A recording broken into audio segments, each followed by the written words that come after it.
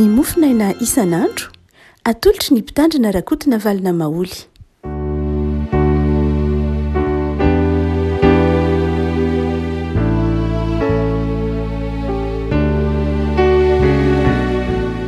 Famirabantsika rehefa tratra ity sabotsy faha-5 volana aprily ity. Ny mofinaina voalahatra ho antsika dia ny epistily voalohany nosoratany Jaona. Jaona voalohany toko faharoa, Jaona voalohany toko faharoa, 2:10 Vakiantsika amin'ny anaran'i Jesosy. Anaka aza ty izao tontolo izao na izay zavatra eo amin'izao tontolo izao. Raha misy olona ty izao tontolo izao dia tsy ao anatin'ny fitiavana an'iray, fa ny zavatra rehetra eo amin'izao tontolo izao dia ny filan'ny nofo sy ny filan'ny maso ary ny rehaka momba izao fiainana izao dia tsy avy amin'iray fa avy amin'izao tontolo izao ihany. Ary mandalo izao fiainana izao sy ny filany fa izay manao ny sitrapon'Andriamanitra no mahantra mandrakizay. Ray maso aloha no nasianay fahamarinana ny teninao fahamarinana. Amen. Ity andrin-tsotra masina ity dia ampahirezan'ny Jaona manokana ireo mpino isan-tsokajiny avy, manomboka any amin'ny zanaka, any amin'ny tanora, any amin'ny ankizy, any amin'ny ray aman-dreny, ary dia ampahirezan'ny Jaona ny mpino mba ho tia an'Andriamanitra. Mba ho tia an'Andriamanitra satria ny fitiavana an'Andriamanitra no mahatonga ny fanajana ny didin'Andriamanitra. Mifamatotra amin'ny Jaona ny fitiavana an'Andriamanitra sy ny fanajana ny sitrapon'Andriamanitra. Tsy afaka hanaja ny sitrapon'Andriamanitra ny olona raha tsy manana fitiavana an'Andriamanitra. Ary rehefa manana fitiavana an'Andriamanitra ny olona dia manaja ny sitrapon'Andriamanitra. Tamin'ny taonjato totsika hoe taloha kelin'i Jesosy sy namakivaky ny vanim-potoana ny taonjato voalohany naterahan'ny fivavahana kristiana dia natanjaka be reto karazana filôzofia anankitelo reto izay nandrafitra ny toe-tsain'ny olona, ny toe-pon'ny olona, ny fomba fisainan'ny olona. Dia eto anatin'ny baiboly raha tao daholo moa izany filôzofia satria resahan'i Paoly sy resahan'ny bokin'ny Asan'ny Apôstôly. Dia ny filôzofia antsoina hoe épicurianisme, ny scepticisme ary ny filôzofia antsoina hoe stoïcisme izay fantatry Paoly tsara izy rehetra ireo. Ireo filôzofia anankitelo ireo na ireo fomba fisainana na raha-fitsaina natanjaka be, marina fa tsy ireo ihany akory fa nisy ny maromaro izay natanjaka be tamin'ny andron'ny Paoly, tamin'ny andron'ny Jaona Apôstôly, izay nikendry ny antsoina hoe ataraxie. Ny antsoina hoe ataraxia izay nazahoana nakana an'ilay fanafody antsoina hoe ataraxa. Ny ataraxa dia ilay fanafody mampatory iny zany. Ny ataraxia dia tsy inona tsy akory fa lay fahatoniana, lay fiedanana zay na azo ilazana azy, fialan'ny tebiteby, ny tahotra,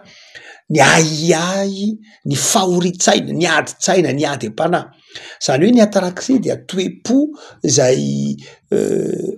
mahatonga ny olona hatsiaro sambatra, tsy lafin'ny materiel loatra ny antsoina hoe ataraxia amin'ny lafin'ny filôzofia, fa fahatoniana, tsisy ny tebiteby, tsisy ny ahiahy, fiadanana raha zany azo ilazana azy. Ary be dia be ny lalana izay natao hoe diavin'ny olona mba hahazahoana ny ataraxia io tamin'ny fotoan'andro mahatonga itony taratasiny Jaona itony. Dia anankiray amin'izay fanaon'ny olona tamin'izany fotoana ankoatran'ny hoe ankoatran'ny hoe lafin'ny ara-potom-pisainana. Fa misy an'ilay antsoina hoe ascétisme izay fa amin'ny teny hoe ascèse, izay milaza hoe fiezahana, askezisy amin'ny teny grika zany hoe fiezahana mihitsy, méthode mihitsy, fiezahana ifetena, fiezahana ndraindray mety ataontsika mihitsy hoe fampijalian-tena mihitsy raha ohatra ka somary talina lavidavitra kokoa, fanafoanana lay mety ho filana, lay mety ho faniriana, lay fifehezan-tena mihitsy mba hatratrarina lay ataontsika hoe ataraxia. Zany hoe ny filôzofia tamin'izany fotoana zany tamin'ny andron'i Jesosy, tamin'ny andron'ny Paoly, ry Jaona, ry Petera dia ny hoe ny ny fiadanana dia azonao ateraky ny fiezahanao, ateraky ny fifehezan-tenanao, ateraky ny fifikiranao tenanao, fandavanao mihitsy ary zay mety ataotsika hoe zavatra mety ho manelingelina ny fiainanao. Mifanaovana teraky nefa rehefa tonga Jesosy dia fantatry Jesosy tsara zany fa Jesosy no nilaza rehefa aveo manao hoe ny fiadanako no avelako anareo. Tsy tahaka ny fanomeny zao tontolo zao ny fiadanako, io le ataraksy, zany hoe tsy hoe fiadanana ateraky ny fiezahanareo, tsy hoe fiadanana ateraky ny fampijalianareo tena koa aza, tsy hoe fiadanana ateraky ny ataotsika hoe ny fiezahanareo amantajavatra, fiezahanareo hiezaka amin'ny herin'ny tenanareo, fa ny fiadanako i Jesosy dia omena. Ny fiadanana i Jesosy dia omena. Fiadanako no avelako anareo. Hany ka raha vao manomboka ny soratra rehetra ao amin'ny taratasy nosoratan'i Paoly, taratasy nosoratan'i Petera, taratasy nosoratan'i Jaona, zao mandrakariva manao hoe ho aminareo anie lay fiadanana. Tsy nampiasa ny teny hoe ataraksy loatra izy, fa nampiasa ny teny mazava ho azy ny teny Hebreo zay mahazatra antsika hoe shalom, lay fatonina, lay fiadanana. Zany hoe amitsika kristianina de zao, ny fiadanana, ny fahatoina de zao ateraky ny fifandraisantsika amin'Andriamanitra, ateraky ny finoana eto ary amin'ity mofinaina ity de manafatra Jaona no hoe ny fitiavana an'Andriamanitra, ny fitiavantsika an'Andriamanitra mahatonga fiadanam-po ao anatintsika. Satria ny fitiavantsika an'Andriamanitra de mahatonga antsika manaja ho itsika tany am-piandohana ny sitrapon'Andriamanitra, ary ny fanajantsika ny sitrapon'Andriamanitra sy ny fitiavantsika an'Andriamanitra, ny finoantsika an'Andriamanitra ao am' Jesosy de manjary mahatonga fiadanana ato anatintsika. Izao tontolo zao zay Jaona mahana famaritana roa mazava tsara mantsiny hoe zao tontolo zao eto dia lay zao tontolo zao tenenin' Jesosy eto, tenenin' Jaona eto, cosmos moa izy dia miseho amin'ny endrika anankiroa. Ilay zao tontolo zao toe-tsaina, izy manao hoe anaka aza ty izao tontolo zao. Io lay voalohany lay toe-tsaina, lay ataotsika hoe lay rafitsaina mihitsy ary ny faharoa ilay zao tontolo zao toerana. Misy anankiroa amin'ny Jaona io. De zao aza ty izao tontolo zao aloha amin'ny voalohany indrindra. Lay izao tontolo zao iny io, lay fomba fisainana, lay toe-tsaina, lay toe-tsaina zao tontolo zao. Misy tsinona toe-tsaina zao tontolo zao? Ohatrany mahafinaritra, nefa tsy mitondra ho amin'ny fiadanana, tsy mitondra ho amin'ny fitiavana an'Andriamanitra, tsy mitondra ho amin'ny fanaovana ny sitrapon'Andriamanitra. Misy toe-tsaina be dehibe eto am'izao tontolo zao. Ny fanaovana zava-dehibe ny tena, ny fanaovana zava-dehibe. Remaritsika teto nanazava ny antsoina hoe narcissisme, hoe i narcisse dia tsinona tsy akory raha ao anaty mytolojia grika, dia tsinona tsy akory fa lay olona zay nijery ny tenany ka tia ny tenany. Zany hoe rehefa nijery ny tenany tamin'ny Kamory izy, tam'izany moa tsisy fitaratra, de rehefa nijery ny tenany tamin'ny Kamory teo izy dia lasa amoureux na tia ny tenany izy. Zany rehefa nijery ny masony izy de tiako be ny masonao, tiako be ny tarehanao, tiako be anao, nefa ny tenany ihany io. Zany hoe lasa tia ny tenany izy, lasa eritreretiny lay tenany ho tsy izy ara fa olona hafa no izy. Zany hoe lasa nisy amin'ny psikolojia de lasa nisy toy ny fisarahana mihitsy teo amin'ny tenany sy lay tena izy. Ary nefa raha moa de niteraka fahafatesanao, lazaka atao anaty Kamory izy. Zay lay narcissisme izay mahatonga ny olona zay olona tia ny tenany, tsy vitany hoe tia tena fotsiny, samy hafa amin'ny hoe égoïsme na égocentrisme. Ny égoïsme sy égocentrisme moa hoe tia tena fa hoe amin'ny lafiny hoe izy no ivony, tia no azo tao ny zavatra rehetra, fa ity le hoe tia tena amoureux mihitsy, zany hoe tsy mieritreritra ny tenany ihany ny antsoina hoe tsara, ny tenany ihany ny antsoina hoe marina, tsy misy tsara oatra azy, tsy misy mendrika eo tsara, izy mahafinaritra azy ny tenany. Ary dia zay le hoe narcissisme. Dia izany toe-tsaina zany dia tazantsika am'izao tontolo zao ankehitriny. Zao tontolo zao dia tazanao araky ny tenin'ny Paoly, mpandoka teny zao tontolo zao. Zao tontolo zao dia tsy mieritreritrany hoe fahatsarana hafa fa tsy ny tenany ary dia zay mahatonga am'paoly Jaona eto mitemana hoe tandremo tsara aza ty zao tontolo zao ny toetsainy zao tontolo zao ohatra dia ny toetsaina tsy mieritreritra fa tsy ny tenany tsy mieritreritra fa tsy zay fieverana manao hoe ny bonheur de ny fahasambarana de possible za moa fampianarana ndraisin'ny tsena hoe nampianarany epicure hoe ny fahasambarana io de azonao iainana eto ambonin'ny tany io azonao atao tsara ny sambatra eto ambonin'ny tany tsika rehetra de resy lahatra fa tsy misy fahasambarana ivelan'Andriamanitra tsy fa mety manana fahasambarana anao fahasambarana mandalo any rehefa tsy ho Jesoa zay mahatonga an Jesoa ny teny manao hoe fiadanako no avelako anareo tsy tahaka ny fiadanana zao tontolo zao izay mandalo ihany mety misy mieritreritra azoko ataonge ny sambatra manana ny zavatra rehetra manana ny fahefana tiany olona tiany fiarahamonina ajainy rehetrarehetra zany toetsainy zao tontolo zao lay hoe azo atao ny sambatra eto rehefa manan-karena ianao rehefa manana ny zavatra rehetra ianao zany toetsainy zao tontolo zao de zay mahatonga an'izao neto ny temana hoe tandremo tsara aza ty zao tontolo zao lay toetsainy zao tontolo zao Jaona raha moa any filazany tsara de manondro izao tontolo zao mihitsy lay fanahy ratsy ny devony sy ny asany izay toy ny tsara ivelany satria mamandrika ny olona hoe zao ny atao hoe tsara zao ny atao hoe tena izy nefa tsy izy akory fa mamandrika zay mahatonga Jaona eto manafatra hoe tandremo tsara fa ity zao tontolo zao ty de izao manana toetsaina izy tsy hoe zavatra fotsiny le zao tontolo zao fa tena toetsaina tena karazana toe-po mihitsy zay voizina eto ambonin'ny tany de tandremo tsara raha mankafy zao tontolo zao satria be de be eto am'ty zao tontolo zao ty ny zavatra voizina ao fitiavatena ny raisitsika teo fa be de be ny fiheverantena ho javatra ny fiheverantena hoe eto ambonin'ny tany ihany antsoina hoe fiainana fiheverana manao hoe tsisy fiainanao ambadiky ny fahafatesana fiheverana manao hoe ny marotrefy ny fombiazana de ny vola ny arena misy be de be zay toetsainy zao tontolo zao anafarany Jaona manao hoe raha vo ty zao tontolo zao ianao de zao manohitra ny fitiavana an'Andriamanitra de tsy ho sambatra mihitsy ianao satria lay ataraksy lay fedanana toka ataraksy satria nabesain'ny filozofia fa lay tenentsika na hoe lay shalom ilay fiedanana de zao tsy ho azonao mihitsy raha ohatra ka ty zao tontolo zao ianao fiedanana mety mandalo mety omeny zao tontolo zao tsy maharitra fa izao ny fiedanana tena omen'ny tompo dia ateraky ny fitiavatsika an'Andriamanitra fa ny faharoa zay afaran'ny Jaona ho lay hoe zao tontolo zao hoe de zao koa lay toerana zay mahatonga azy miteny manao hoe na zay zavatra eo am'zao tontolo zao lay zao tontolo zao zany tsy hoe toetsaina fotsiny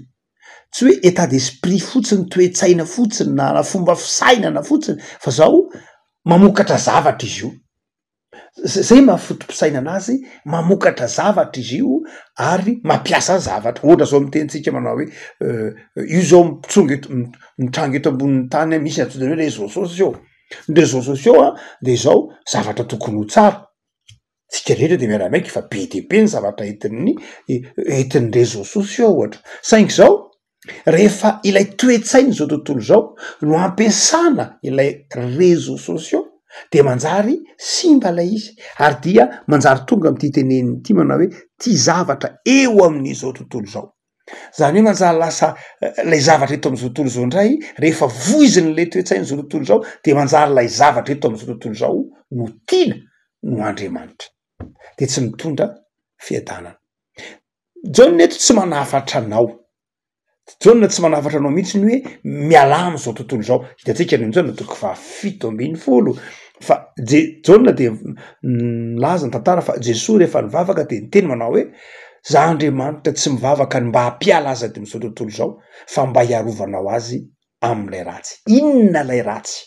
fitiavana izao tontolo zao sy ny fitiavana ny zavatra eto amin'izao tontolo zao lay matoa-teny ampiasainy Jaona lay miteny hoe fitiavana de matoa-teny antsoina hoe agapao nazahona fiteny hoe agape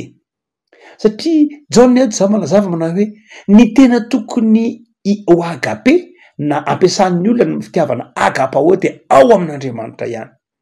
fa raha vao ampiasaitsika am'izao tontolo zao zay fitiavana zay tahakny zay fitiavana na agape zay misy olona zany tia an'izao tontolo tia ny zavatra zao tontolo zao na tia an'izao tontolo zao amina fitia agape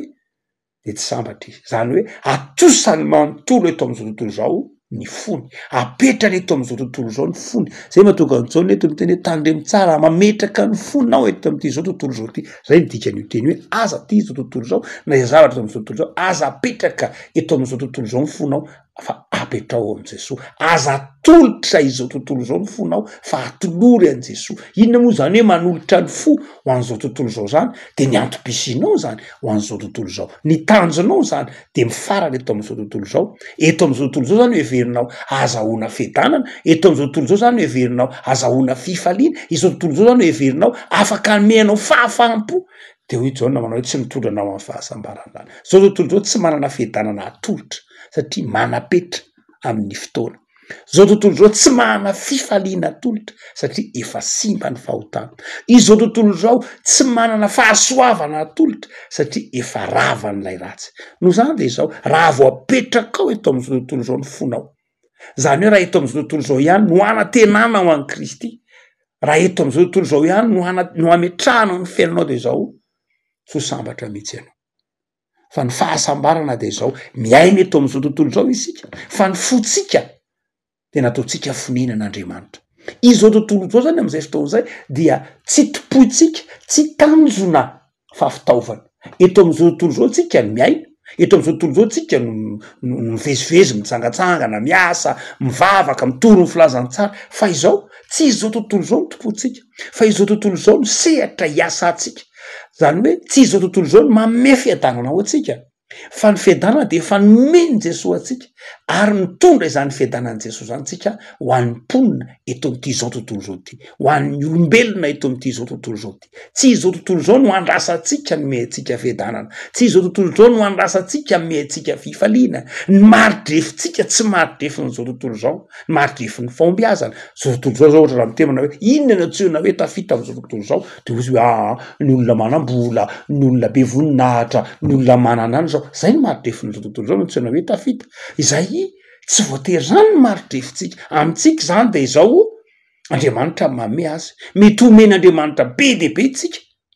fa mety omen'Andriamanitra amin'ny antonontonony arak'izay fantatr'Andriamanitra mahasoa fa ny fiadanana ny zava-dehibe omen'Andriamanitra atsika no zany de zao eto Jaona de manafatra atsika tsara mihitsy manao hoe tandremo tsara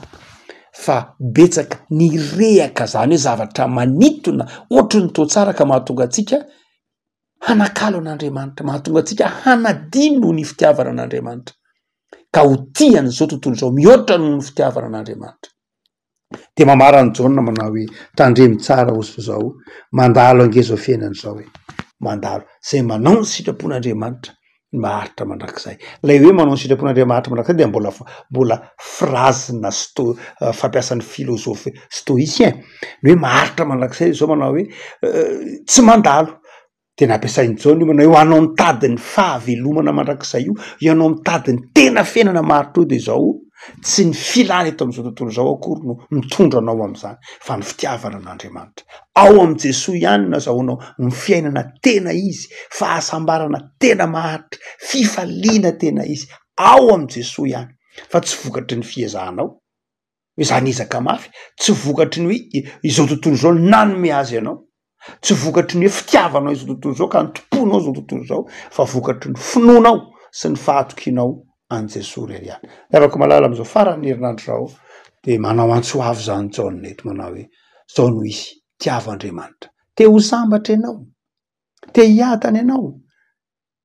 zany zavatra zany de efa nomeny Jesosy anao tao amin'ny hazo fijaliana ny fahasambarana sy ny fiadanana de don fahasoavana nomen'Andriamanitra ny andrasan'Andriamanitra aminao de zao tanana mitrotra sy fitiavana an'Andriamanitra tiavo Andriamanitra rehefa tianao Andriamanitra dia raiso ny fiadanana de ataovy ny sitrapon'Andriamanitra de ho hitanao ny fifaliana aterak'izany ivavakisika tompo am'soranao zay fa nataonao takatry ny tananay ny fahasambarana sy ny fiadanana tsy vokatry ny fiezahanay zany fa vokatry ny fahasoavanao taominao zay ho tianao Andriamanitra tsy ametraka ny fona eto am'ty zao tontolo zao zay maka fanahy anay isan'andro ity tsy anankina ny fiainanay eto am'izao tontolo zao fa hanankina ny fiainanay eo ambany fitahinao. Izao tontolo zao toerana sy fitaovana omenao anay iasana. Fa ny fahasambaranay de ny manana anao Andriamanitra. Saotra Tompo, noho ny toko omenao anay fa azonay ataony sambatra satria tianao Andriamanitra izay. Azonay ataony miadana satria efa nomenao anay zany tamin'ny alalan'i Jesosy Kristy Tomponay. De tahiny tontolo andronay io, tahio ny asa rehetra tanterahanay am'ty tontolo andro ity, ataovy ahitanay fifaliana, ataovy atsapanay fa zanaky ny fiadanana izahay, ary ny fiadanana de efa ao am-ponay, efa nomenao anay ary efa tafinao anay. De mampahirezana mandrakariva ovavolombelonao ho tianao mihoatra ny zavatra rehetra. Saotra Jesosy. Amen.